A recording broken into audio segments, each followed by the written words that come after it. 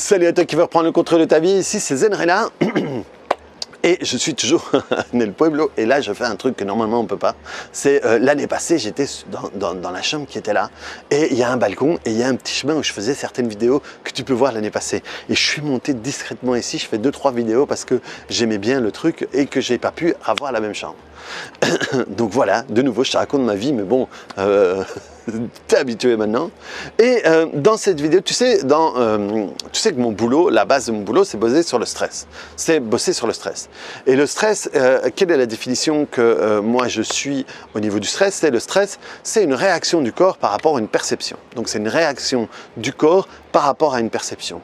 Et si tu peux changer la perception, tu peux changer la réaction du corps. C'est pour ça que je peux travailler sur quasiment tout.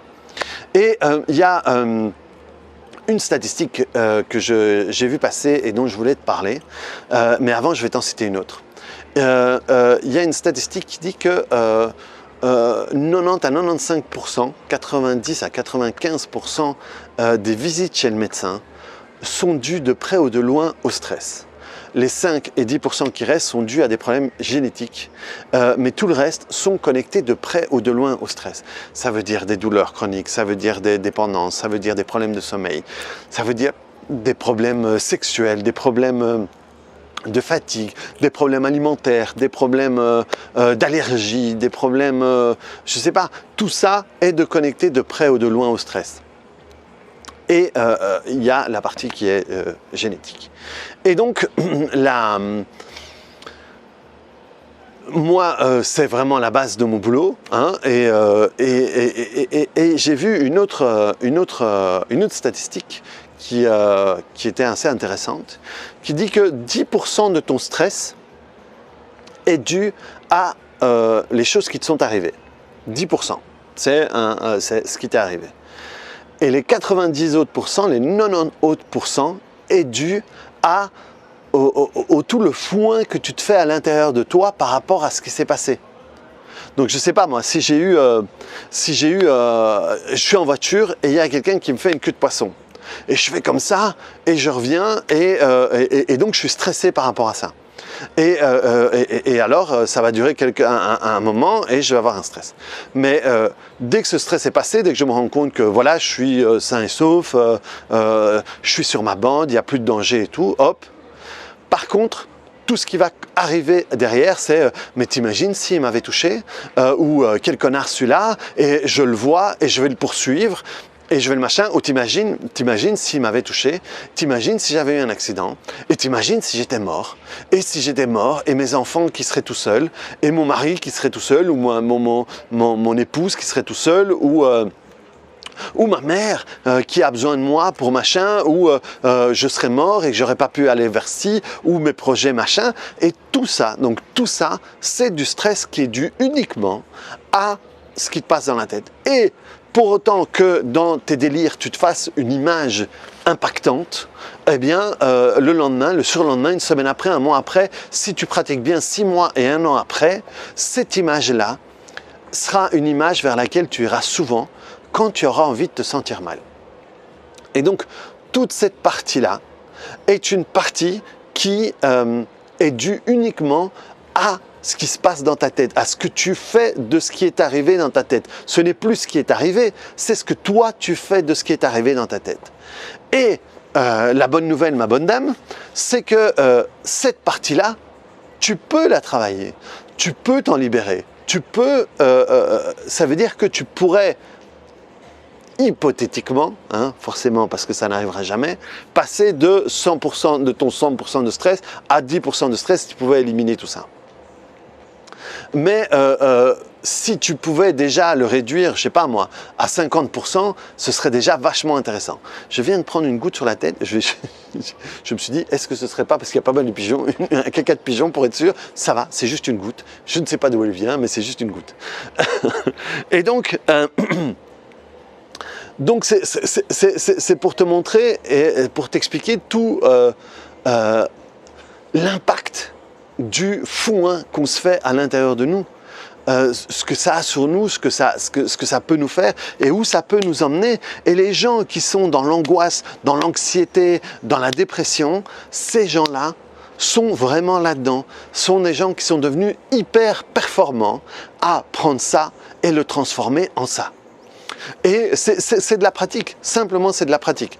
Moi, ma pratique là-dedans, c'était au niveau de la colère, c'était au niveau de l'énervement. Moi, il se passait un truc, j'avais un échange verbal avec quelqu'un qui durait 10 minutes, eh bien, je l'avais dans ma tête pendant 3 jours.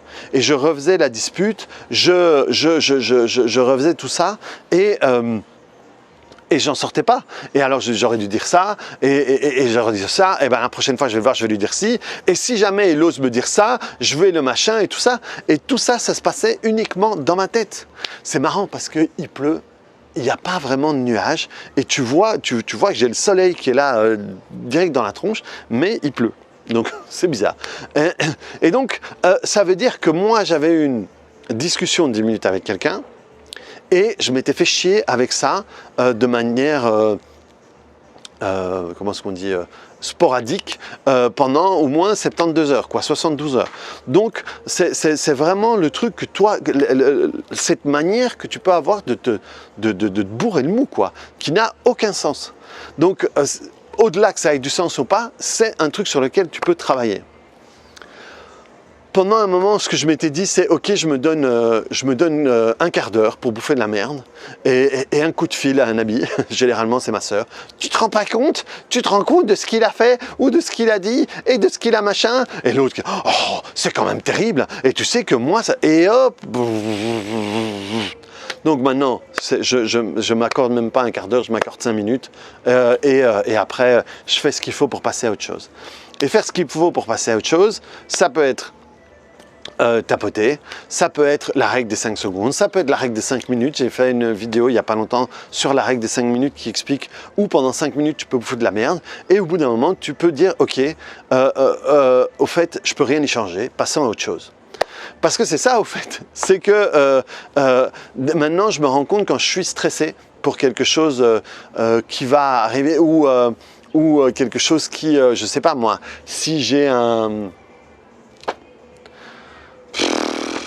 je sais pas moi, je dois remplir un dossier qui est rempli et que j'attends la réponse, eh bien toute cette période-là entre le fait que j'ai fait ce que j'ai à faire et la réponse, et je l'ai fait de la meilleure manière que je pouvais et j'attends la réponse, eh bien je me dis maintenant, au fait là-dedans mon stress, il n'a pas... mon stress ne changera rien à la situation. C'est pas parce que je stresse plus que j'ai plus de chances que ça passe. Et donc ça me permet tout simplement de...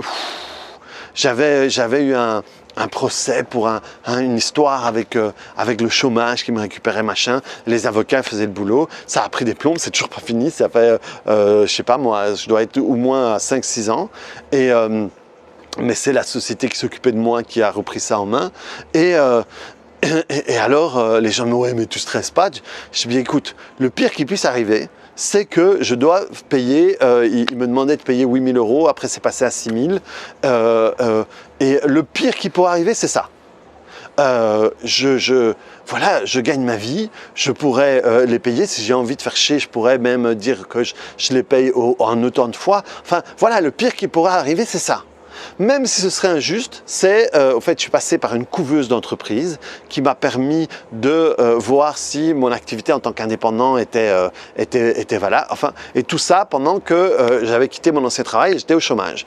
Et donc, j'avais des revenus ci, des revenus ça, et tout était vraiment cadré. Et moi, j'ai fait ce qu'il fallait, mais le chômage râle. Et donc, voilà. Et je me dis, même si c'était injuste, et que je devais les payer. En attendant, cette période-là m'a permis de me rendre compte de ce qui n'allait pas et ce que je devais changer pour que mon activité soit viable. Donc si je gagne l'argent que je gagne aujourd'hui, c'est parce que cette partie-là m'a facilité. Et donc même si je devais payer, eh ben voilà, ce ne serait pas si grave. Et donc, j'ai des amis qui réagissaient, mais enfin, mais tu n'étais pas stressé. Mais non, finalement, mon stress, il ne peut rien changer à ça. Mais par contre, je t'assure que si ça m'était arrivé il y a 10 ans, putain, et que ça ait duré autant d'années, je me serais fait 3 trous dans l'estomac, quoi. Parce que je me serais pris la tête et tout ça. Mais donc, à partir du moment où tu te rends compte que ton stress, ne peut rien changer à la situation, à quoi bon garder le stress? À quoi bon continuer à être là-dedans, quoi? Donc voilà. Vois les 90%, les 90% que tu te fais à toi et essaie de trouver une manière de le faire différemment. Les 5 secondes, les 5 minutes, le tapotement, les respirations, pouvoir changer de position, changer de ton rythme cardiaque, ton cardio et tout ça. Donc ça, c'est vraiment un truc que tu peux faire qui peut t'aider toi à casser cette partie du stress qui est inutile et que tu puisses changer de chaîne plus rapidement. Donc voilà, reprends le contrôle de ta vie. Dis-moi si dans les commentaires si ça t'a intéressé. N'hésite pas à me partager si tu as déjà vécu, si tu t'es déjà rendu compte, si tu as déjà fait un travail là-dessus et quels sont les changements que tu as pu avoir. Et on se retrouve sur une autre vidéo. Allez, ciao!